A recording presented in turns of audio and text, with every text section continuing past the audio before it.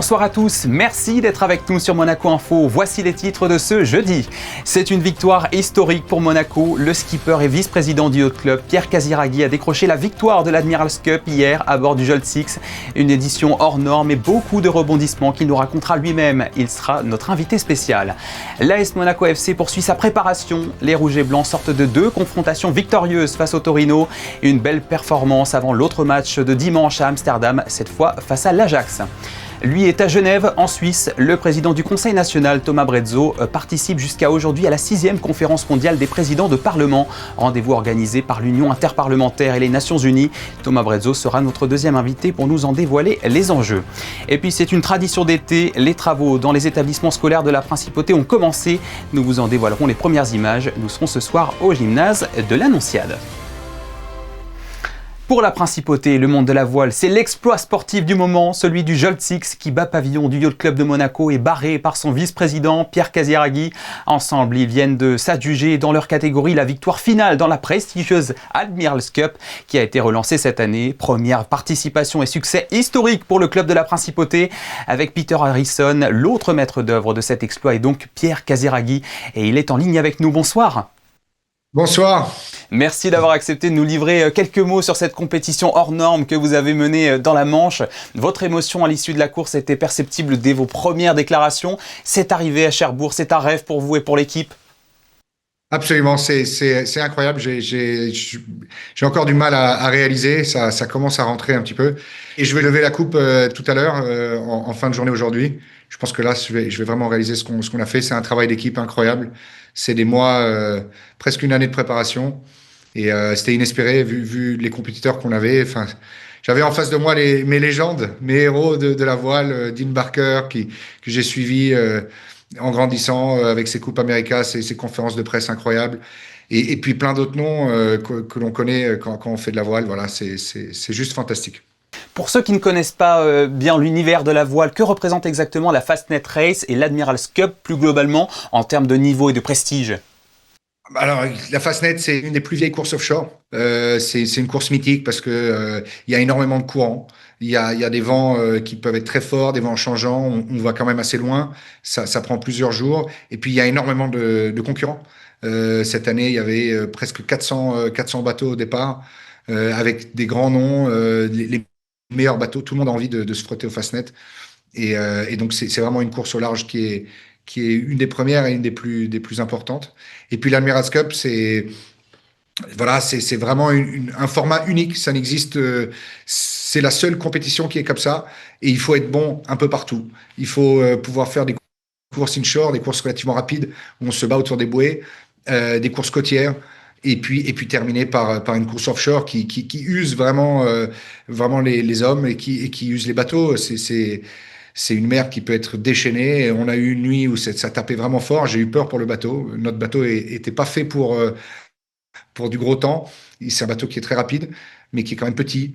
Et donc ça a été pour moi une des courses les plus fatigantes que j'ai jamais eu à faire. Et pourtant j'en ai quand même fait quelques-unes. Donc voilà, c'est beaucoup d'émotions. Et justement, cette dernière étape de la Fastnet a visiblement, donc comme vous l'avez dit, été la plus éprouvante et la plus serrée. Racontez-nous la bataille que vous avez livrée jusqu'au dernier bord à bord. Ah oui, non. Alors écoutez, on savait que chaque centimètre, chaque mètre allait compter, et on part aussi deuxième avec 8 points de retard. Et le seul moyen de gagner, c'est qu'il fallait qu'on gagne le Fastnet. Et c'est pas facile d'avoir cette pression-là avant le départ. Donc il fallait que tout soit parfait. Donc on a fait un bon départ. Il faut imaginer qu'au départ du Fastnet, il y a beaucoup de courants, et il y a énormément de bateaux sur la ligne. Et si vous prenez une pénalité, c'est 5% de votre temps total. Donc, vous savez que c'est fini. Donc, évidemment, tous les bateaux cherchent à créer des pénalités aux autres, à demander de l'eau, à essayer de sortir les bateaux de la ligne. Et il y a énormément de croisements. On a fait peut-être une 50aine de virements de bord avant de pouvoir sortir du Solent, qui est cette espèce de canal entre l'île, entre Cowes et la terre ferme. Et on a réussi à bien sortir. C'est beaucoup de stress à la barre parce qu'évidemment, il y a un tacticien et un navigateur qui me donne des informations. Le navigateur va chercher les courants et le tacticien va essayer de virer au meilleur moment pour bloquer les autres bateaux derrière nous et pour éviter les bateaux qui viennent nous embêter.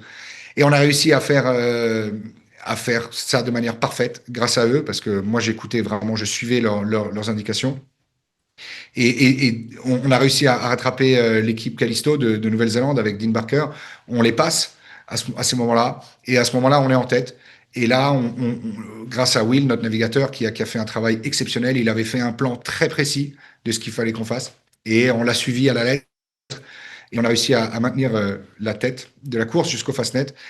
Notre point faible, évidemment, c'était au portant quand on descend du Fastnet avec le vent. Notre bateau est moins rapide que les autres, surtout quand il y a beaucoup de vent. Et là, on s'est fait rattraper, mais on avait réussi à construire cette avance suffisante. Et ensuite, une bataille terrible à la fin. Les 8 dernières heures où il fallait qu'on colle au bateau, il nous devait un petit peu de temps, quelques minutes, donc il fallait qu'on reste avec lui. Et évidemment, ils ont tout fait pour essayer de nous lâcher. Ils ont multiplié les manœuvres, les virements de bord, pour qu'on fasse une erreur et qu'ils puissent prendre de l'avance.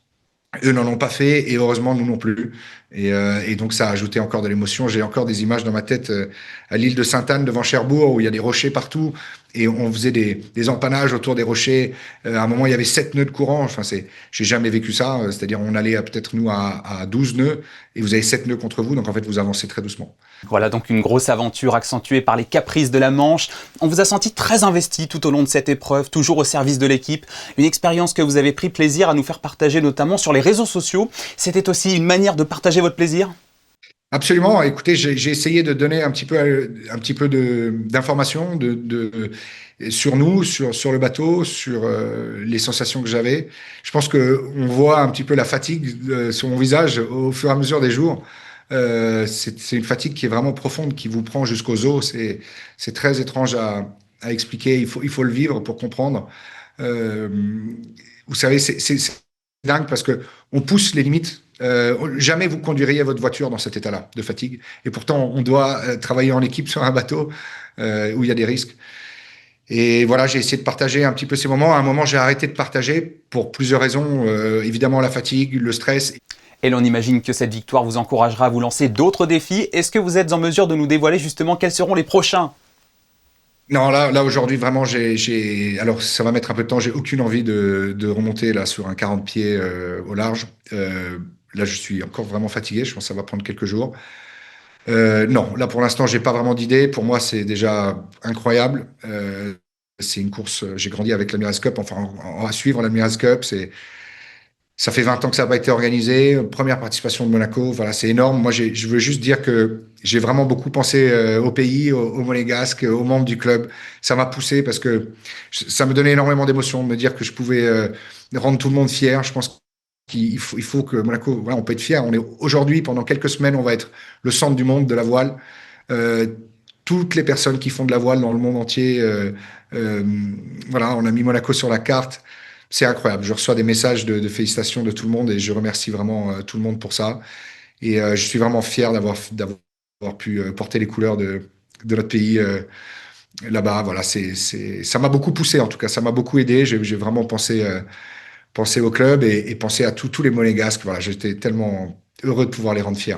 Et c'est un magnifique message de conclusion. Merci beaucoup Pierre Casiraghi de nous avoir accordé un peu de votre temps pour répondre à nos questions sur Monaco Info et encore un grand bravo. Merci. Et je veux juste ajouter qu'on va ramener la coupe à Monaco. Et je pense qu'en septembre, on va la lever au club. Voilà. Et donc, j'espère que tous ceux qui sont intéressés de la voir, c'est une des coupes les plus belles. Elle est magnifique. Et donc, on va faire quelque chose pour que tout le monde puisse partager ce moment-là. Le rendez-vous est pris. Merci beaucoup. Merci. Bonne journée. Merci. Bonne soirée. Merci. En football, Monaco vient de disputer 2 matchs amicaux au centre de performance de la Turbie. Le premier avait lieu hier soir et le second ce jeudi matin face au même adversaire, le Torino, 11e de Serie A l'an dernier. Bonsoir Frédéric Elion, vous avez assisté à ces 2 rencontres. Quels enseignements peut-on en tirer ? Oui, Monaco continue de monter en puissance au fil des matchs amicaux. Théo et Adi Hutter a pu faire une large revue d'effectifs pendant ces 2 rencontres face au Torino avec 26 joueurs utilisés.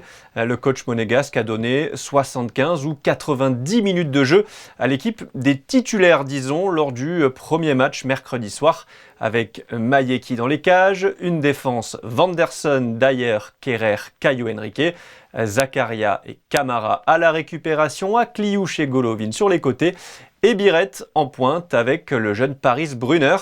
Monaco se fait surprendre d'entrée avec un but de Ginaitis dès la 6e minute suite à ce beau mouvement collectif sur le côté.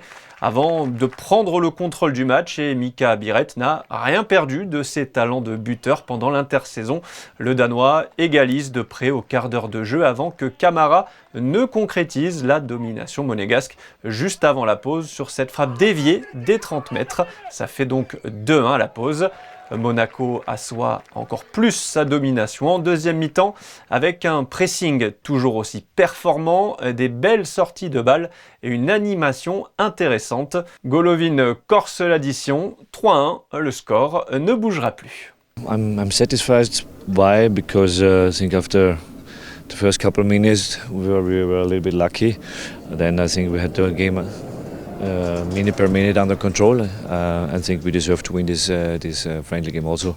Yeah, the guys, I wanted to see them more than 45 minutes. It's very important, and we only had 2 changes, and that's it. And tomorrow, the other team, I mix it, and then we will see on Sunday against Ajax, who is in the starting 11. But I'm satisfied. Et le deuxième match, justement, s'est déroulé ce jeudi matin face à l'équipe B du Torino avec côté Monaco. Une équipe bis qui a fière allure. Théo en attaque, le duo Mbolo Balogun. Au milieu, l'expérimenté Minamino avec les jeunes Michal, Koulibaly et Magassa. Et en défense, le Rock Singo associé à Mawissa, Tézé et Ouattara devant Liénard dans les buts. Pas de retard à l'allumage cette fois-ci, Théo, puisque Balogun ouvre le score de la tête après 20 minutes sur ce caviar de Magassa. Et Ouattara est récompensé de son immense activité dans son couloir gauche avec ce but du 2-0 à la 42e. Le Torino réduit l'écart au tout début de la seconde période sur cette mauvaise passe de Tézé exploitée par Casadei. Mais Monaco est toujours aussi dominateur, notamment physiquement et dans les duels, à l'image du 3e but et cette récupération puis projection de Mawissa qui conclut ensuite de près 3-1, même score que mercredi. Théo est 2e victoire en 2 jours pour l'ASN. C'était un bon test aujourd'hui, on a su le passer. Un match de plus, une victoire de plus et j'ai senti qu'avec l'équipe on était soudés, on a su garder la balle et c'est un bon point aujourd'hui. Petit à petit, les matchs s'enchaînent, on sent qu'on monte en puissance et il y a plusieurs gros tests qui arrivent dans la suite et on va voir.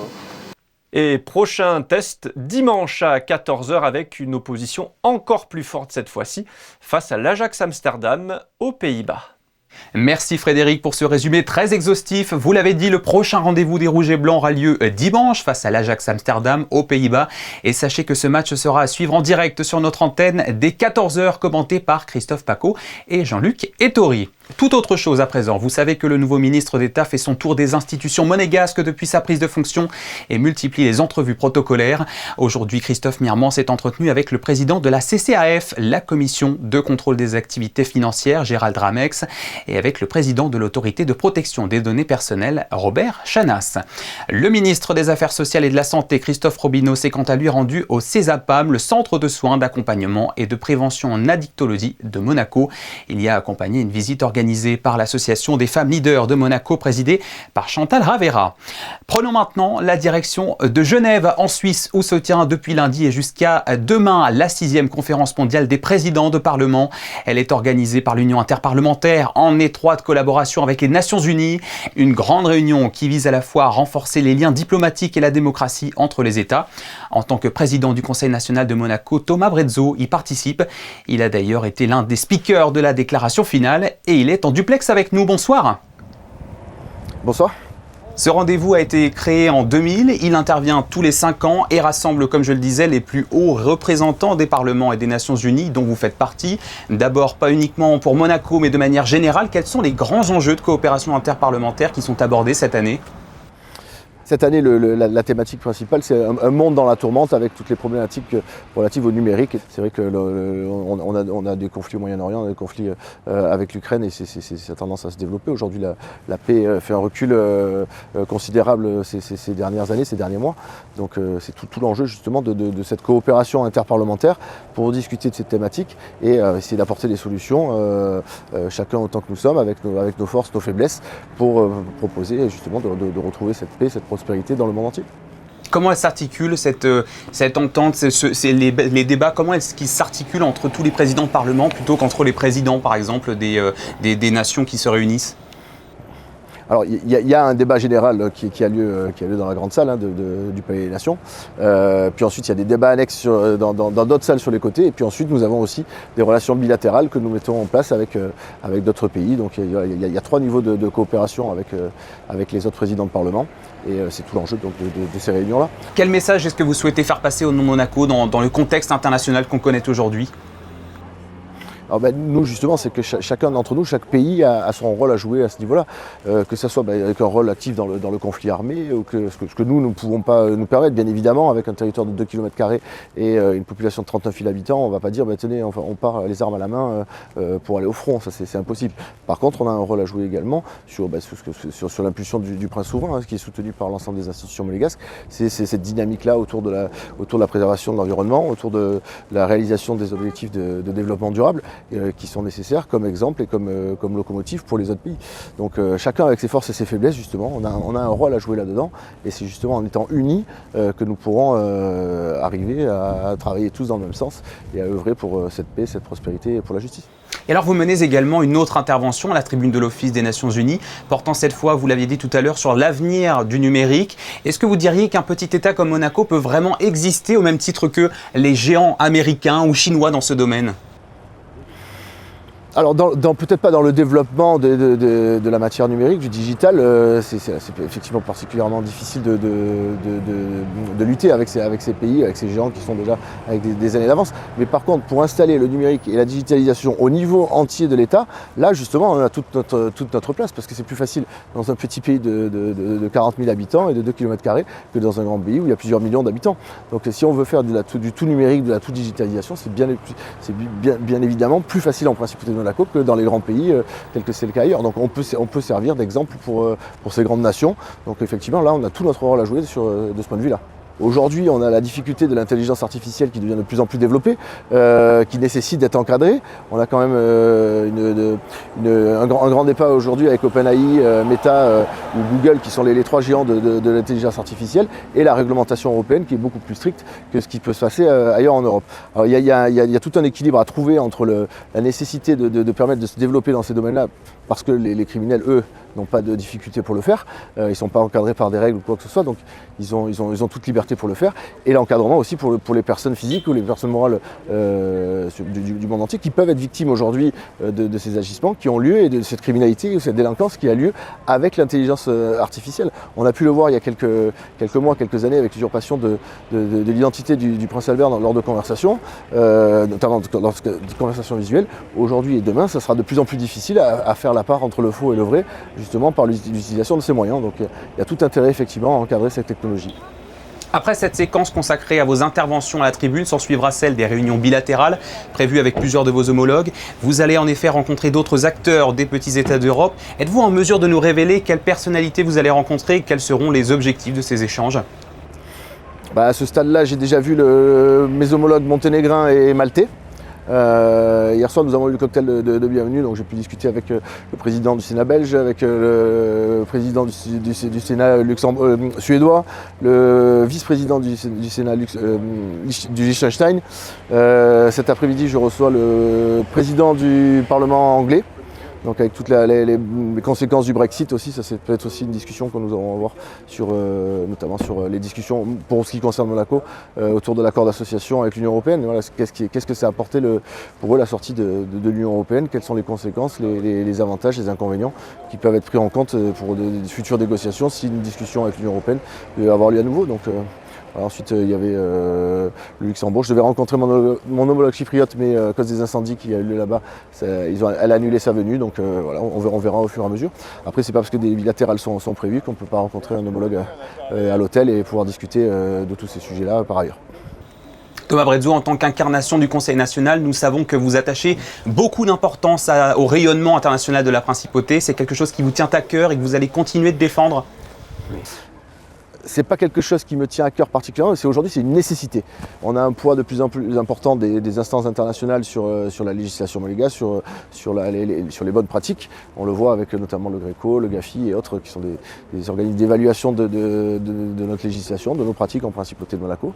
On doit se mettre en conformité, donc c'est aussi important de faire connaître nos spécificités auprès de nos homologues qui sont eux finalement les décideurs et qui vont valider ou invalider un rapport qui sera fait sur la législation monégasque ou sur les pratiques monégasques. Donc autant faire ce travail-là qui est nécessaire aujourd'hui, tant le point international est de plus en plus important. Donc on a tout intérêt à faire connaître nos spécificités. On l'a vu notamment avec la nomination de Sébastien Biancheri, juge monégasque à la Cour européenne des droits de l'homme, qui n'était pas gagné initialement. Merci beaucoup Thomas Brezzo d'avoir répondu à nos questions sur Monaco Info depuis Genève en Suisse.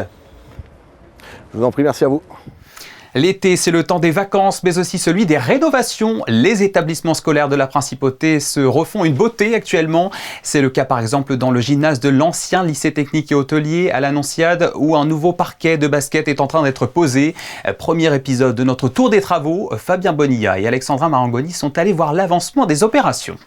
Dans l'état actuel de cette salle, comme vous le voyez, le ballon de basket ne va pas forcément très bien rebondir. Mais d'ici quelques semaines, ce gymnase situé à l'Annonciade possédera un parquet tout neuf. Cette salle accueille actuellement les équipes de basket féminines du MBA depuis de nombreuses années. Et depuis fin juillet, une équipe s'affaire à l'installation d'un parquet en bois pour la saison sportive début septembre. Le Monaco Basket Association féminin est monté en Ligue 2 au mois de mars. Et donc de ce fait, on a dû un petit peu rapidement remettre en état le gymnase et également créer un parquet bois, un parquet en hêtre massif pour pallier à cette nouvelle montée dans la Ligue 2. Donc c'est un gros chantier donc, qui va durer jusqu'à mi-août. Pour la partie mise en place du parquet et par la suite on a aussi tout ce qui est traçage donc qui aura lieu vers le 18-19 août et pour une livraison fin août du parquet définitif. La peinture des murs vient d'être refaite ainsi qu'un traitement d'infiltration, sans oublier bien sûr ce nouveau parquet, tout cela pour un montant de 190 000 €. Même si techniquement c'est une particularité spécifique à chaque salle de sport, ici on a un polyane de 300 microns qui permet d'éviter les remontées d'humidité. Ensuite on a une pose de lambourde qui elle-même sont sur des caoutchoucs pour permettre la flexibilité du produit. Et ensuite le parquet est cloué en contresens, donc perpendiculaire, pour pouvoir justement avoir une homogénéité du support. Et donc ce produit sera vraiment remarquable par rapport à ce qu'il y avait avant. L'équipe première féminine, désormais en Ligue 2, ainsi que toutes les équipes du club du MBA pourront s'entraîner et jouer dans leur championnat sur un parquet tout neuf, et cela dès la rentrée scolaire. Ils ont redonné vie aux plus grandes légendes de la soul, Marvin Gaye, Stevie Wonder, Aretha Franklin ou encore Tina Turner. 4 chanteurs, 7 musiciens et 12 danseurs ont proposé un show haut en couleur hier soir sur la scène de la Salle des Étoiles du Sporting. Il s'agissait du Motown All Stars à l'affiche du Monte Carlo Summer Festival et programmé par la Société des Bains de Mer. Écoutez Alfonso Ciulla, le directeur artistique de la SBM. Il est revenu au micro de Juliette Rappert sur ce rendez-vous exceptionnel. En fait, on voulait renouer avec une très très vieille tradition ici à la Salle des Étoiles. C'était celle d'organiser un spectacle, un show qui se répétait durant toute la saison et qui venait s'intercaler entre les gros concerts qui étaient prévus. Ensuite, la Motown, pour vous donner quelques exemples, ça allait de Stevie Wonder, Tina Turner, Aretha Franklin ou encore Marvin Gaye, j'en oublie, et des meilleurs, bien évidemment. Et c'est vraiment un condensé de tous ces hits qui ont marqué les décennies et qui ont marqué la musique noire, la musique qui a fait que la soul est devenue ce que la musique est devenue. Yeah, yeah, yeah, yeah. Na, na, na, na. True, darling, I was blind to let you know. On a là un vrai spectacle qui est à la fois tant spectaculaire au niveau des costumes, mais aussi de la prestation musicale et surtout des chorégraphies.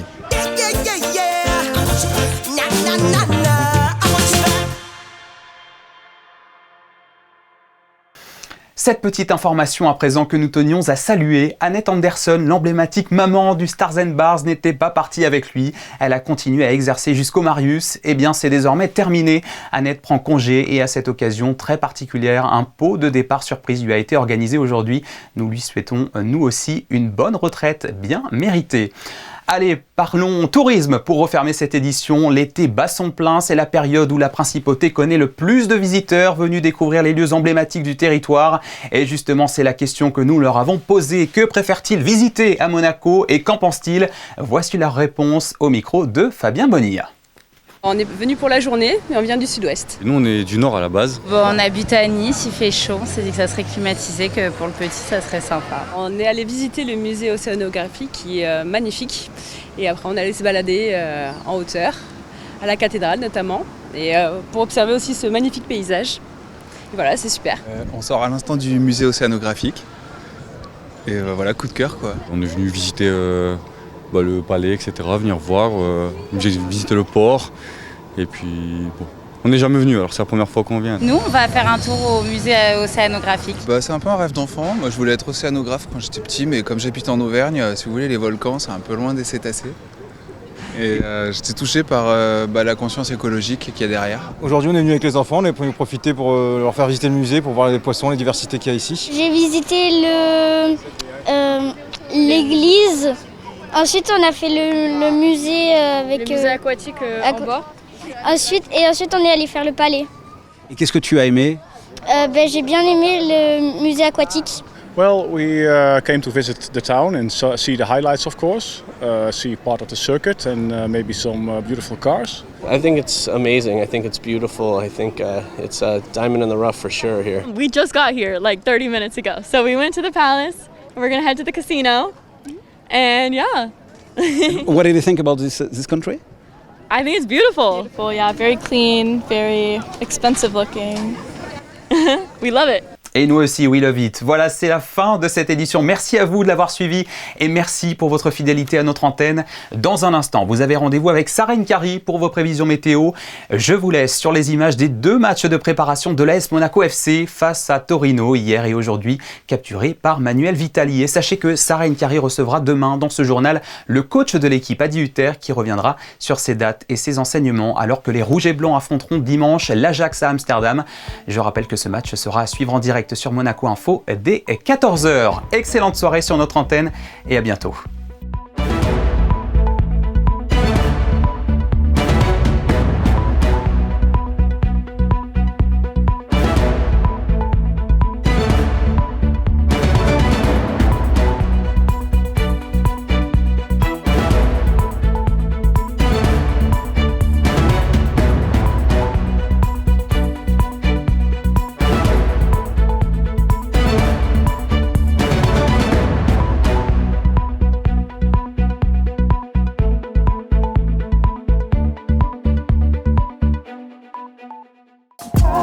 Retrouvez la météo avec Maya Bay, le restaurant référence thaï japonais de Monaco.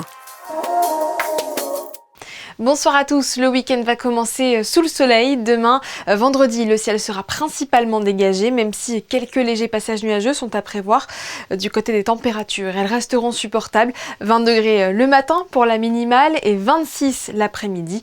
Enfin, en ce premier jour du mois d'août, nous aurons une pensée pour les Alphonse et pour nos amis les Suisses, pour qui ce sera la fête nationale. Très belle soirée à tous sur Monaco Info. C'était la météo avec Maya Bay, le restaurant référence thaï japonais de Monaco.